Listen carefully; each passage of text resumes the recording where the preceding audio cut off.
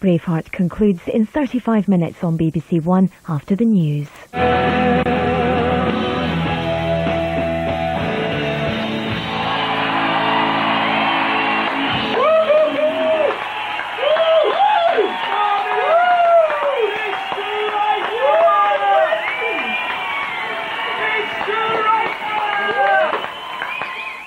Danielle Jones left home to go to school 4 weeks ago and disappeared. Tomorrow night her parents are on crime watch and there's a reconstruction with the latest clues. If Danielle was abducted, the offender may be watching, and so may someone in whom they've confided. Crime Watch UK tomorrow at 9 on BBC One. This is BBC One in the Midlands. Now the news at 10 o'clock with Peter Sissons and Suzanne Verdi. Michael Portillo is sensationally knocked out of the Tory leadership race. Kenneth Clarke now relishes a fight with right-winger Ian Duncan-Smith. Defeated by one vote, a shocked Portillo quits frontline politics. Concord draws back, testing the changes forced by the Air France crash. George Bush tells the BBC there's no stopping his plans for missile defence. And here in the Midlands tonight, 5 people injured as a car crashes through a shop window in a busy high street. And the bakery fined where 2 workers died in an oven.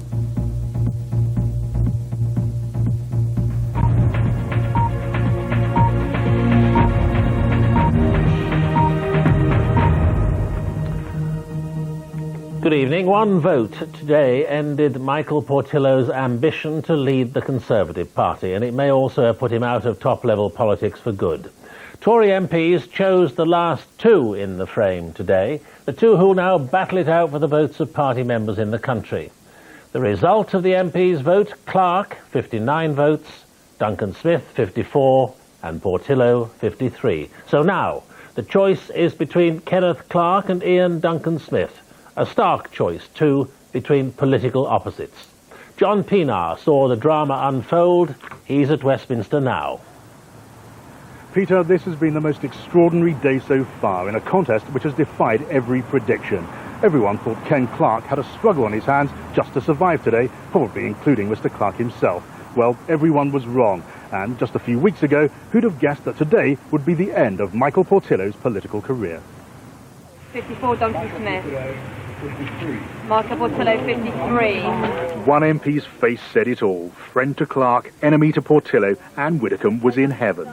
A few more umbrellas could almost have covered the entire Tory party, but the rain was forgotten in that moment. Ken Clarke's team were astonished. That's brilliant news, really good news, and good news for the party.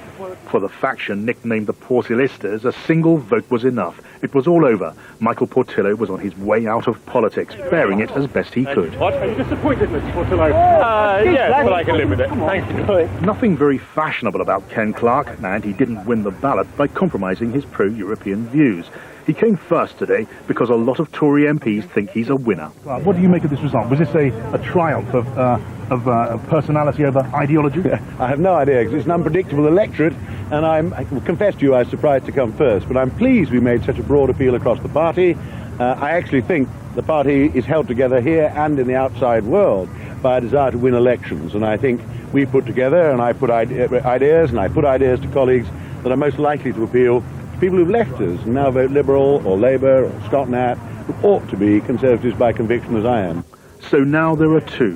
One, more left-wing than most of his party. The other, a classically right-wing Eurosceptic, who insists he'll beat one of the biggest personalities in politics because he's the one most in tune with most Tories.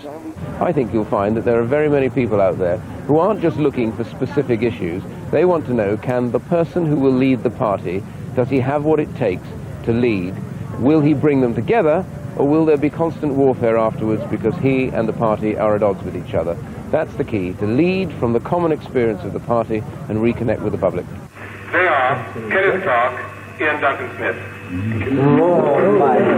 Away from Westminster, local Tories were as startled as anyone by the news. At this Conservative club in Shipley, for example, activists driven by the desire to stop Portillo were having to think again.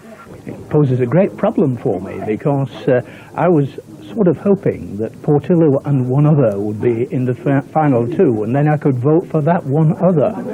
Tonight in Shrewsbury, Ian Duncan Smith's on the stump at a meeting of local Conservatives. The final, decisive stage of this election has started already. So will Tory members stick with their right-wing Eurosceptic instincts and go with Duncan Smith, or will they go with the man who the polls say is most popular with the public? After today, no one will be making too many confident predictions. Peter? John Pienaar.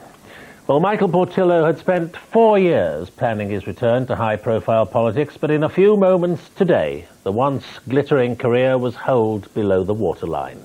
This evening, he spoke to our political editor, Andrew Marr. The fall of Michael Portillo has happened with devastating theatrical speed. Just 3 weeks ago, when he launched his leadership bid in a smart London restaurant surrounded by MPs and journalists, many thought him unstoppable. Today, short by a single vote of making it to the final stage of the contest, he's walked away. Minutes after he'd heard the bad news, I asked him whether he'd stay in frontline Tory politics. No, I don't think so. I think really the time has come for me to look for other things to do. I wish either one of the two candidates well. One of them, I'm sure, will make a good leader. But I really don't think it's an option for me to serve in a shadow administration. I think, apart from anything else, I would just get in their way. So that's out of the front line forever? That is right. I don't intend ever to be on the front bench again. And for the avoidance of doubt, I'm not interested in the leadership. And this time he means it. The end of a firecracker career for the man who rose as a hero of the Tory right in the Thatcher years, one of her political bodyguard, who pleaded with her not to resign, and then served as a right-wing Eurosceptic minister under John Major. But the loss of his Enfield Southgate seat in 1997 provoked a period of deep self-questioning and the search for a more inclusive, emotional style. And it was that, finally, that his old admirers in the Tory party couldn't stomach. It was perfectly clear from the scores I was getting from the earliest rounds onwards that I was not going to have the sort of mandate that was going to be necessary for me to make the sort of change that I thought was needed. And really, I think it would have been a miserable prospect to have scraped by a vote or two, and then to try to do what I thought had to be done without a really vigorous and definitive mandate from the party.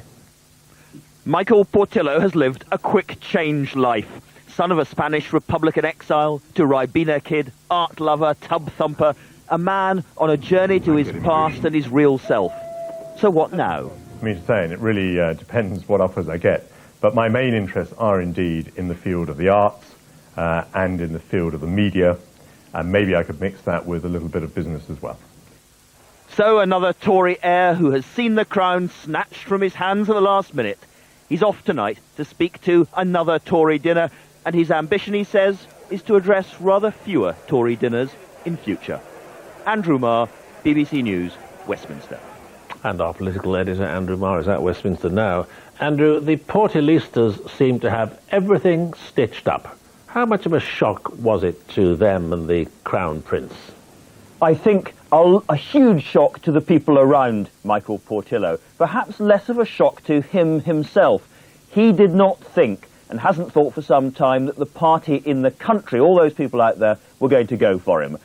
And without reducing this to psychobabble, I slightly wonder how much Michael Portillo really wanted this, how hungry he was in himself for the top job. He was certainly not prepared to compromise his views. He wasn't prepared to tell the Tory party what it wanted to hear. He told them lots of things they didn't want to hear about cannabis, about Section 28 and homosexuality, about liberal social attitudes.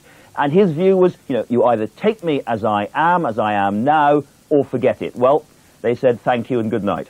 What of the contest now? According to Nicholas Soames, the contest makes flesh the split in the party. Can the campaign now do anything but tear the party apart?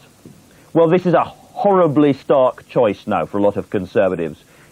Most of them disagree fundamentally with Kenneth Clarke on the euro, but also are worried that Ian Duncan Smith, much more with the instincts, I think, of most Tory activists today, is simply not nearly as electable, wouldn't do nearly as much damage across the dispatch box week after week to Tony Blair. I think it's a big moment from the Tories. Are they going to be grown up enough to get through this contest without falling apart? Michael Portillo clearly suspects they might not be able to do that. Kenneth Clarke, Ian Duncan Smith and the rest of them now have to prove him wrong. Andrew Marr, thank you. A British Airways Concorde has taken to the skies again for the first time since last year's Air France crash grounded the entire fleet. The aircraft has been modified to stop the possibility of a tyre blowout again having such catastrophic consequences. After a 3-hour test flight, the captain said the plane had performed brilliantly. Robert Hall was there. This aircraft has faced many challenges during a long and active career, but today's test was one of the most important yet. On it depends her ability to return to active service and her ability to regain a place as a jewel in the aviation industry's crown. Concorde Alpha Foxtrot, cleared to depart. Her cabins were empty, but Chief Pilot Mike Bannister couldn't contain his delight at the mere prospect of getting her airborne once more. His supersonic flight plan to Iceland and back would replicate a transatlantic crossing. On a busy morning at Heathrow, there was only one focus of attention. Shimmering through her own heat haze on runway 09 right, Alpha Foxtrot let the world know she was back in her element. But rarely has she been under such pressure to perform well.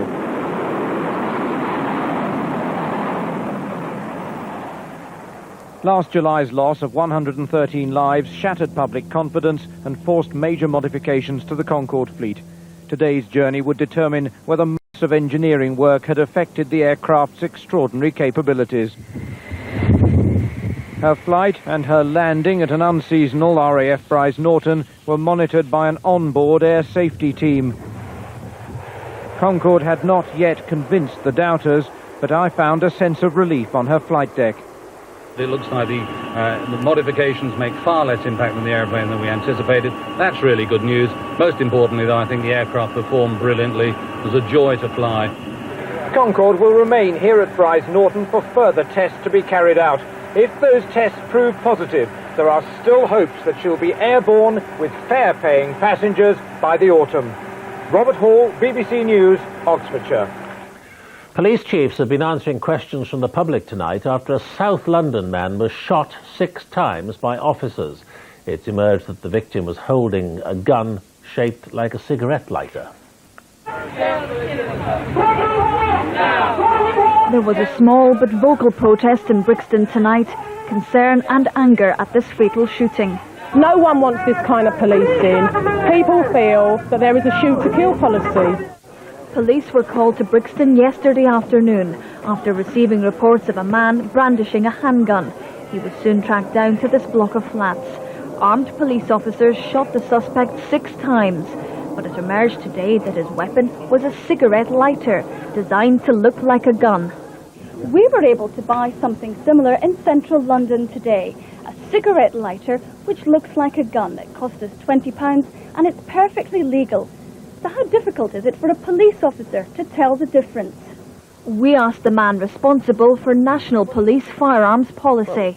It looks like a real gun, and if you pointed this at me, I think I was about to die. Given the sort of split-second decision-making that a firearms officer has got to make, you could make no other decision than you were being faced by a real gun.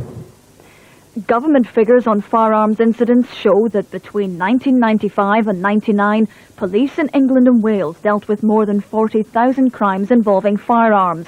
During this time, 9 people were killed by armed police.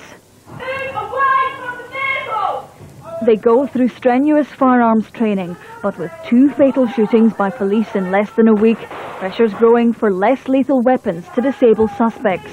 Police chiefs promised a full investigation at this Brixton community meeting tonight. Their audience is demanding answers. Emma Simpson, BBC News. Israel announced tonight that it's sending infantry and armoured vehicles to the West Bank in retaliation for Palestinian terror attacks. Earlier, 4 Palestinians were killed after Israeli helicopter gunships fired missiles at targets in Bethlehem. Israel said it was aiming for members of the radical Palestinian organisation Hamas, and claimed that the group had been planning bomb attacks. The men were said to be on Israel's hit list. Britain's coastal resorts could be transformed with Las Vegas-style casinos under proposals for the biggest relaxation of the gambling laws in 30 years. A review for the government says many of the rules governing gambling are outdated and restrictive. 66. What's 66 to say? Las Vegas it's not. Britain's traditional bingo customers chase modest prizes at a club in Hounslow. The players, mostly pensioners, gather to meet friends, buy a cheap meal and hope to win enough to cover their stake money. Thank you, Ray. For a line on the orange. But this sedate image could soon change following a report that proposes far-reaching reform of Britain's gambling rules. I think we have moved to an environment in which we pay greater attention to what it is that consumers want rather than what it is that producers or even governments may want. And we know that people enjoy gambling and they'd like to do more of it, and I think we can move to a stage in which they're allowed to do more of it. Among the key changes in the 250-page report are the creation of Las Vegas-style casinos embracing all forms of gaming under one roof, much bigger jackpots for slot machines, alcohol will be more widely available with drinks allowed at the casino table for the first time, and this will be overseen by a single regulator for all gambling. This type of American razzmatazz could soon be coming to Britain if the government accepts the report's proposals. Some seaside resorts, such as Blackpool, are already planning for a betting bonanza. We want to turn Blackpool into the Las Vegas of Europe, and we propose to do that by introducing resort casino hotels, Las Vegas style, right along the promenade here. Very adventurous, but long-standing safeguards to protect the young and the vulnerable from betting's worst excesses will remain. And some in the gambling world dismiss fears of slot machine mania. Bingo is a very, very social environment. It's almost the working men's club for women. And therefore, we will take a view commercially as to whether it's appropriate for us to put those kinds of machines into bingo clubs. And I suspect intuitively it isn't. It looks as though the right numbers have come up for bingo hall and casino operators. Under these proposals, it won't just be the punters who are playing for higher stakes. The bingo companies themselves will be hoping to hit jackpot profits. Jeff Randall, BBC News, Hounslow. In an exclusive interview with the BBC, his first for British television, President Bush has given the clearest signal yet that he is determined to set aside the anti-ballistic missile treaty, the cornerstone of arms control with the Russians. He was speaking on the eve of a visit to London, where he'll see Tony Blair before going on to a summit of world leaders in Italy. He talked to our Washington correspondent Stephen Sacker, who joins us now. Peter, to steal a phrase from Margaret Thatcher, this president is not for turning, not on his controversial missile defense plan and not on global warming. He told me that he will not rethink his rejection of the Kyoto Treaty. How are you, sir? I'm very well, Mr. President. Pleasure. A warm White House welcome from a president who mixes sunny good cheer with an unbending commitment to America's self-interest. He comes to Britain as a friend, but with a message on the environment and defense that promises to make life awkward for Tony Blair. Mr. President, the United States is the biggest polluter in the world, and it is responsible for 25% of the greenhouse gas emissions in the world. Do you think that gives you a special responsibility to lead on this issue and to come up with solutions for it? Well, we take the issue very seriously, Steve. I mean, we do emit greenhouse gases, but we're also the largest economy in the world. And I assured my European friends, including the Prime Minister, Tony Blair, that we take the issue seriously. We believe we ought to all work together to reduce greenhouse gases. However, the protocol that I inherited is not the proper way to proceed. We share the goals, but the methodology needs to be assessed. But, Mr. President, you've seen the signs, the toxic texts, and you've seen the demonstrators, and they're going to be there in Italy again. Do you worry about this issue, in a sense, tarnishing transatlantic relations? Well, I think the leaders appreciate somebody who's straightforward. But as I told them the other day, we've got an energy crisis in America as well. Some may not want to admit that, but we're kind of short on energy, and what we need to do is develop an energy strategy combined with an environmental strategy that will reduce greenhouse gases and at the same time allow our economy to grow. Missile defense, another key issue again when you go to Europe. Can you conceive of anything that the Europeans, or indeed President Putin, will tell you that will change your mind on your ambitious plan for missile defense? The Europeans heard me once, and they'll hear me again say that the Cold War is over, that Russia is not our enemy, and that we should not adhere to a treaty that prevents the United States and other freedom-loving people from developing defenses, not offensive weapons, but defenses. I've made it very clear that the ABM treaty is not going to that we need to set it aside. We need to move forward. How soon will it go? Well, I told the European friends that we'll do so in consultation. It's a new day. New leaders, younger leaders, leaders not longer kind of wedded into the past, the Cold War past, need to think differently as to how to address the true threats of the 21st century. And the true threats of the 21st century are the ability for some rogue leader to say to the United States, to Europe, to Russia herself, to Israel, don't you dare move. Don't you dare try to spread freedom, otherwise we'll blow you up. And we must have a response to that. There's been a very special relationship in the recent past between presidents and prime ministers, thinking of Ronald Reagan and Margaret Thatcher, Bill Clinton and Tony Blair. In that context, how do you see George W. Bush and Tony Blair? I find Tony Blair to be somebody who's easy to talk to, who is willing to listen, who's got good advice, good sound advice, and who, like me, will put 100% effort into making sure the relationship between America and Great Britain is unique and strong. You're not political soulmates, are you? There's something larger than politics and political parties, and that is alliances and friendships, and both of us are committed to that. Well, Mr. President, thank you very much indeed. You bet, thanks.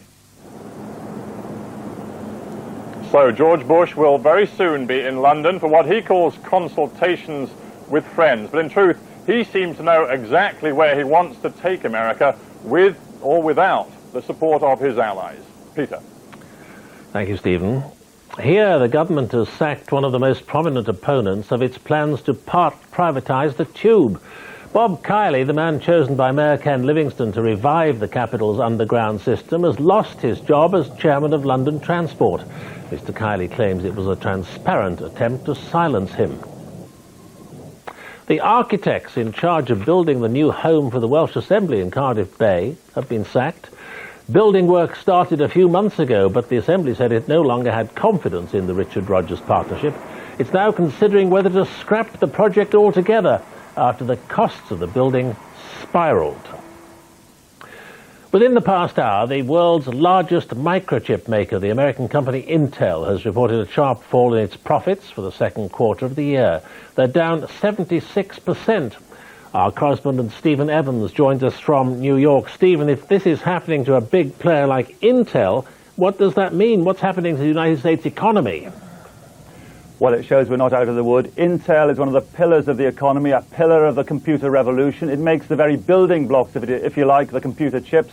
Its income was basically halved this last 3 months compared to the same 3 months last year.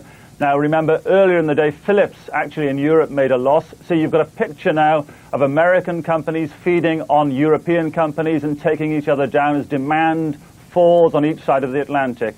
The big question here is, are we out of the wood? Will it be a recession or a slowdown? Everybody here remains optimistic, but the date of recovery keeps being put back.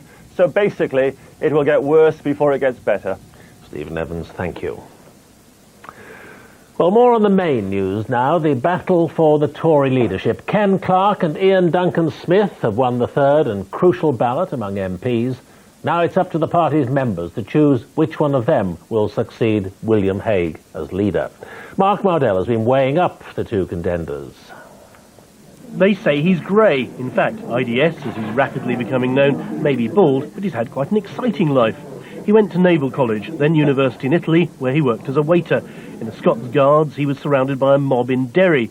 He then became an aide-de-camp to the top Commonwealth soldier during the Rhodesian Civil War. A Catholic family man, he's worked in building and publishing and been unemployed. He's written a thriller, the theme, Power Corrupts. Still want to know more? He's 47, married with 4 children. He's got no ministerial experience, but was a member of Mr. Hague's shadow cabinet and a Maastricht rebel. He's anti the euro on principle, claims he understands the world outside Westminster and would develop conservative policies on health and education. His father was a Spitfire pilot, his mother a ballerina. He's very particular about everything he does. He's as good a fisherman as he is a politician. He always catches more than I do. Ken Clarke would rather be the king of swing. Better get it in your soul. He is the king of an anti-style so profound it's a style in itself. From the bottom of his suede shoes to the ever-present cigar, he exhales relaxed bonhomie. But you don't get to be Chancellor without brains and steel. He's the swift master of any brief, and when he told Mrs. Thatcher it was time to go, she found his bluntness brutal, not blokish. The man who's now the bookie's favourite is 61, married with 2 grown-up children. At cabinet rank, he's been Chancellor, Home Secretary, Health Secretary and Education Secretary. He wants a truce on Europe, but to end extreme Eurosceptic policies. He thinks he's seen as a future Prime Minister and wants a focus on health and education. His grandfather was a communist, and he wanted to be a Ferrari racing driver. Ken could go into a pub, and he could sit down, he could talk to the solicitor over his glass of sherry, or he could go to the pool table and talk to the punters playing pool, and he'd be equally at ease with both. And I think that is the strength of the man. The party may not like his views on Europe, but he is one of the best-known politicians in Britain. He's in tune with their mood, but is still a bit of a mystery. By September, we'll know if Conservatives believe in that old motto, better the devil you know. Mark Mardell, BBC News, Westminster. It's 10:25. I'll be back a little later with an update on the day's headlines, but now we join our news teams across the United Kingdom.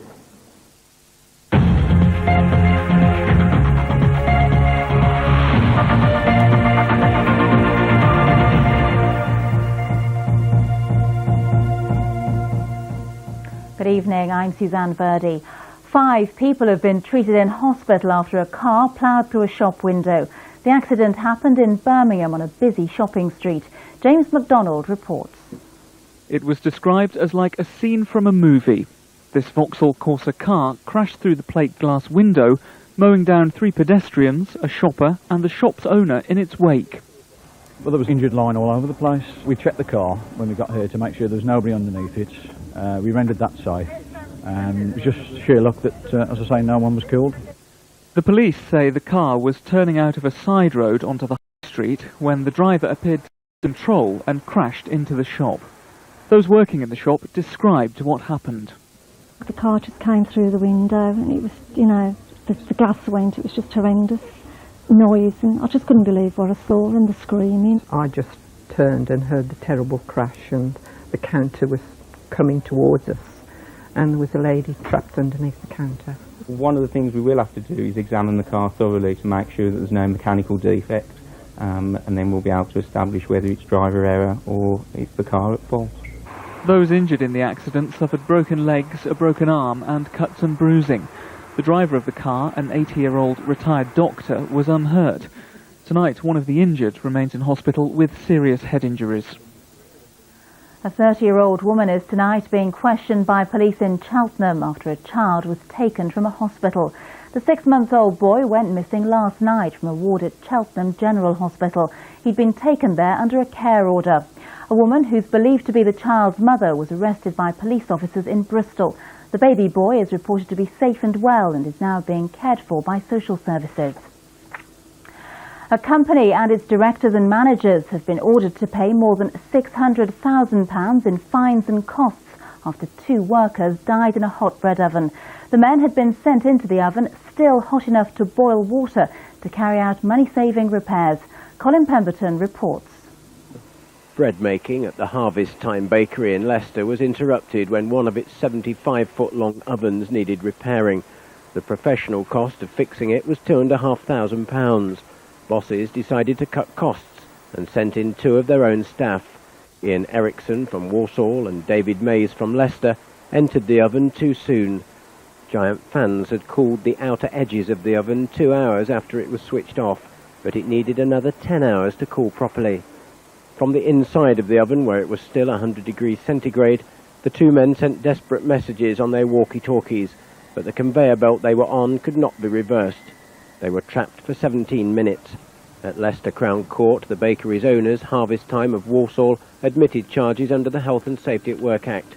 In total, fines against directors, managers and the company and its subsidiaries came to more than £600,000. A jealous husband who shot dead his wife's new partner has been jailed for life. Brian Lloyd, who's 59, felt his estranged wife's affair with an old friend made him a laughingstock in the Cotswold village of Bourton-on-the-Water where they lived.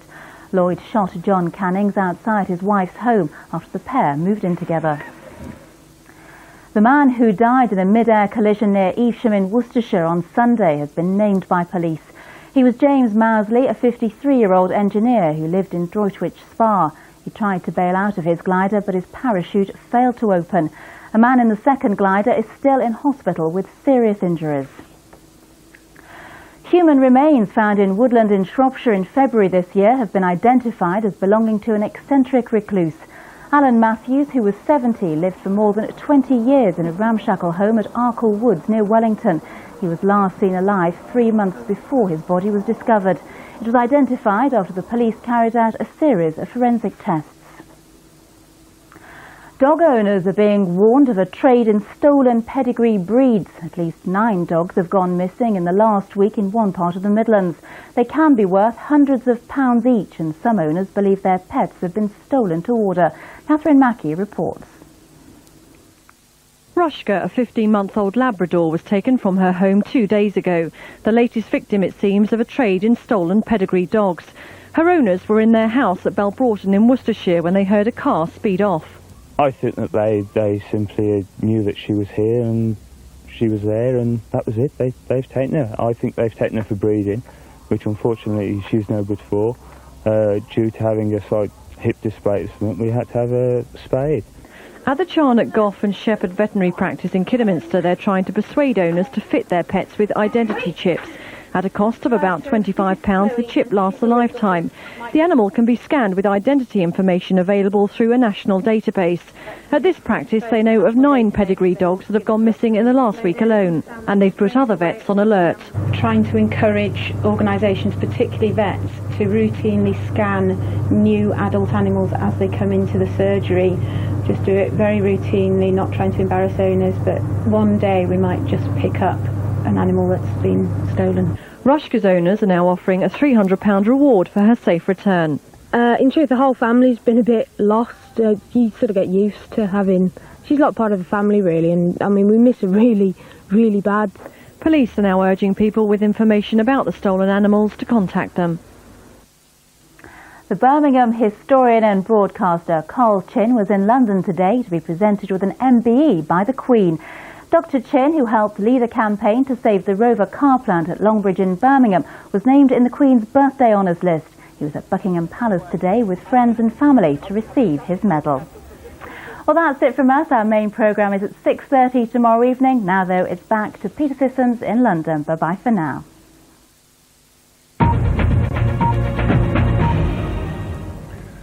And the main news tonight, Michael Portillo has been knocked out of the Tory leadership race. Kenneth Clarke will now fight it out with the right-winger Ian Duncan-Smith. Defeated by 1 vote, Portillo says he's quit frontline politics forever. Concorde has successfully completed its first test flight since last year's Paris crash grounded the entire fleet. And President Bush has told the BBC there's no stopping his plans for missile defence. Kenneth Clarke is live on Newsnight starting now over on BBC Two, but from the 10 o'clock news, good night.